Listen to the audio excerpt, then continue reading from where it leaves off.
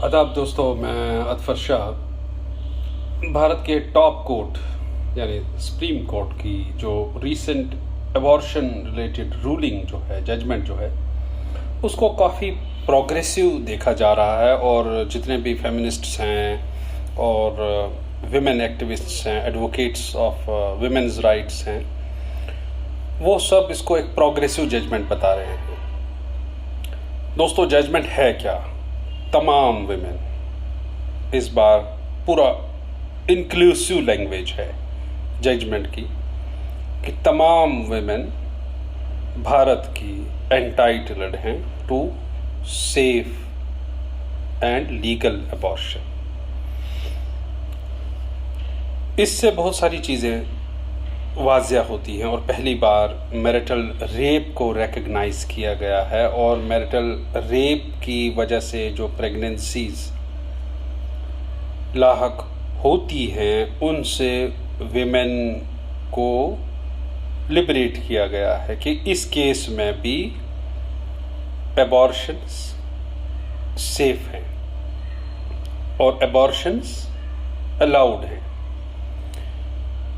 पहले बड़ी बात यह है कि आपने मैरिटल रेप को रिकग्नाइज किया, एक्नॉलेज किया, और इसका मतलब ये कि शायद बहुत जल्द एक ऐसी रूलिंग जजमेंट, ऐसी एक प्रोग्रेसिव रूलिंग देखने को मिले जिसमें मैरिटल रेप को क्रिमिनलाइज किया जाए। अभी तक इंडियन पेनल कोड की किसी भी धारा में मैरिटल रेप को रिकग्निशन नहीं मिला था, मैरिटल रेप को क्रिमिनलाइज नहीं किया गया था। और पहली बार इस रीसेंट सुप्रीम कोर्ट जजमेंट में ये भी कहा गया है कि सिंगल एंड अनमैरिड विमेन भी अलाउड हैं for safe and legal abortion. ऐसा जो पहले के अबॉर्शन लॉज हैं, स्पेशली 1971 का जो medical termination of pregnancy act है, उसमें ये बात नहीं की गई थी। तो धीरे धीरे एक प्रोग्रेसिव लुक, एक लिबरल लुक देखने को मिल रहा है इंडियन जुडिशरी की तरफ से, जिसमें विमेन के रिप्रोडक्टिव राइट्स पे खासा ध्यान दिया जा रहा है। और जो एक बॉडीली चॉइस है, जो एक बॉडी फ्रीडम है, वो लिबर्टी है, वो उनको एग्जर्ट करने की पूरी आज़ादी दी जा रही है। इन चीज़ों को जो दहाइयों से Indian feminists, Indian women advocates, women's rights advocates का जो संघर्ष है, वो धीरे धीरे रंग ला रहा है, परवान चढ़ रहा है इस तरीके से।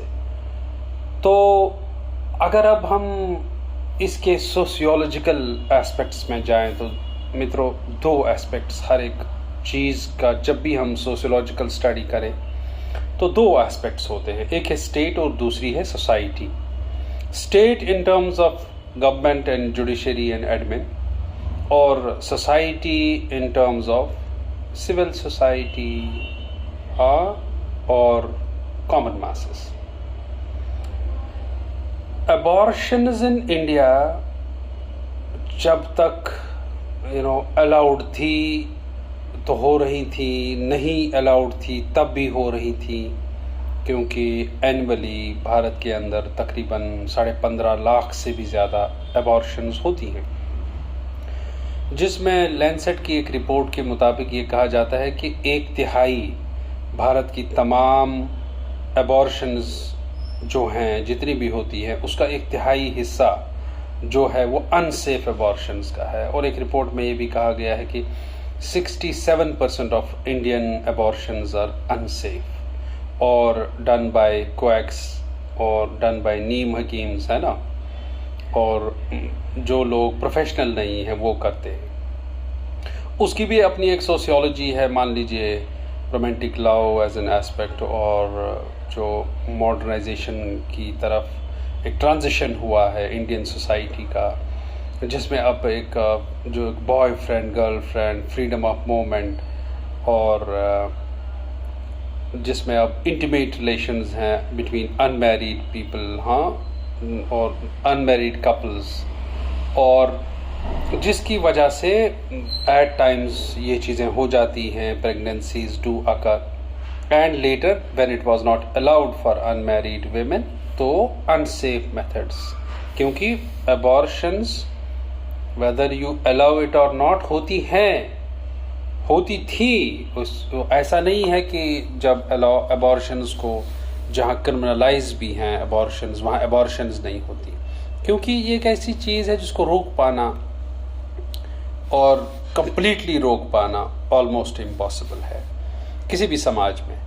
लेकिन भारतीय जुडिशरी की यहाँ पे सराहना इसलिए करनी चाहिए क्योंकि जो एक वेस्टर्न आउटलुक देखा जाता है वो हमेशा भारत से प्रोग्रेसिव देखा जाता है और यहाँ कंजर्वेटिव एक लेबल लग जाती है।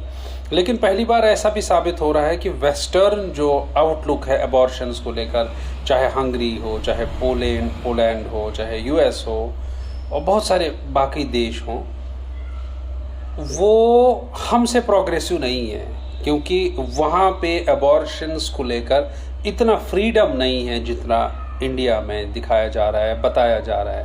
हालांकि थियरी और प्रैक्टिस का अपना एक गैप होता है हर एक समाज में, लेकिन कम से कम आप इतने फ्लेक्सिबल हैं लीगली कि अनमैरिड लोगों के लिए, सिंगल वुमेन के लिए, और जो ड्यूरेशन है, जो जेस्टेशन पीरियड है, उसमें आपने फ्लेक्सिबिलिटी दिखाई है। पहले ये 1971 में 12 वीक्स का था, उसके बाद 12 से 20 का हो गया 21 वाली अमेंडमेंट में, और उसके बाद 22 में आज आपकी जजमेंट इसको 20 से 24 वीक्स तक ले रही है, जिसकी जो अपने आप में एक जैसे कहेंगे एक extension of choice of women's bodily rights और विमेन्स जो चॉइस टू देयर बॉडी है, जो their ownership of their body है, जो एटोनमी, बॉडी एटोनमी हम कहेंगे जेंडर स्टडीज़ की अगर लैंग्वेज यूज़ करें, तो वो एटोनमी देखने को मिल रही है। They can exercise it. और अब married, unmarried, single woman, other woman, उसका कोई लेबल नहीं है, ये सब के लिए है। तो पहली बार एक इंक्लूसिविटी दिखाई जा रही है when it comes to abortion laws in India. और अगर हम सोशियोलॉजिकल एस्पेक्ट ऑफ अबॉर्शंस की बात करें तो अनसेफ अबॉर्शंस में ये बताया जाता है कि हर दिन तकरीबन भारत में 8 ऐसी महिलाएं हैं जो अबॉर्शन के टाइम पे मर जाती हैं। तो ये अपने आप में एक ह्यूमैनिटेरियन एस्पेक्ट भी हुआ, क्योंकि women's rights are human rights. अगर आप विमेन राइट्स को सेफ गार्ड करते हैं, आप अपने आप में ह्यूमन राइट्स को रिस्पेक्ट करते हैं, आप अपने आप में ह्यूमन राइट्स को अपहेल्ड करते हैं। देयरफॉर अगर अनसेफ अबॉर्शंस के लिए लोगों को मजबूर ना किया जाए और उसको लीगलाइज किया जाए, उसको क्रिमिनलाइज ना किया जाए, अनमैरिड लोगों के लिए अबॉर्शंस सेफ और लीगल हों, तो बहुत सारी जानें तलफ होने से बच जाएंगी। जबकि हम पूरी दुनिया में एक रिलीजियस कंजर्वेटिव रिसर्जेंस देख रहे हैं और अबॉर्शन जैसे एक सेंसिटिव टॉपिक पे पूरी दुनिया में एक मतलब सख्त तरीन रवैया गवर्नमेंट्स का रहता है, क्लर्जी का रहता है, सिविल सोसाइटी का रहता है। तो भारतीय जुडिशरी को सलाम, कम से कम यहाँ पे एक लिबरल लुक, एक लिबरल एस्पेक्ट दिखाया जा रहा है when it comes to safe and legal abortions in India and for all. और सबसे बड़ी बात ये भी कि मतलब इवन विमेन के लिए कितना धीरे धीरे इंडियन सोसाइटी एम्पावरिंग बन रही है और इंक्लूसिव बन रही है, जिसमें ये क्लियरली कहा जा रहा है कि जो मैरिटल रेप की वजह से विदाउट विमेन्स कंसेंसस जो प्रेगनेंसीज लाहक होंगी विमेन को, उनको भी इक्वल राइट है उससे छुटकारा पाने का विद इन द लिमिटेड और गिवन टाइम स्पैन, जिसमें राइट्स की बात है, जिसमें फ्लेक्सिबिलिटी की बात है, जिसमें चॉइस की बात है, जिसमें बॉडी एटोनमी की बात है, जिसमें रिप्रोडक्टिव राइट्स को और ऊपर ले जाया गया है, अपहेल्ड किया गया है। तो ये इंडियन अबॉर्शन लॉज पूरी दुनिया के लिए एक दिन मिसाल बन के रह जाएंगे।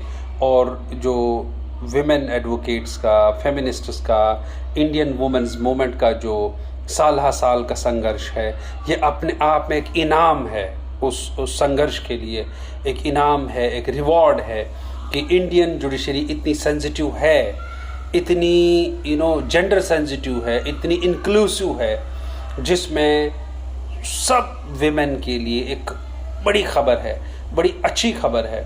और सबसे बड़ी बात यह है कि it is the woman who is going to decide about abortion, क्योंकि whose body is it, it is her body. ये जिसकी बॉडी में प्रेगनेंसी है, जिसने अपनी बॉडी में जिस चीज़ को जिस चीज़ को लिया हुआ है, तो उसी का राइट बनता है कि it is not the man, it is the women.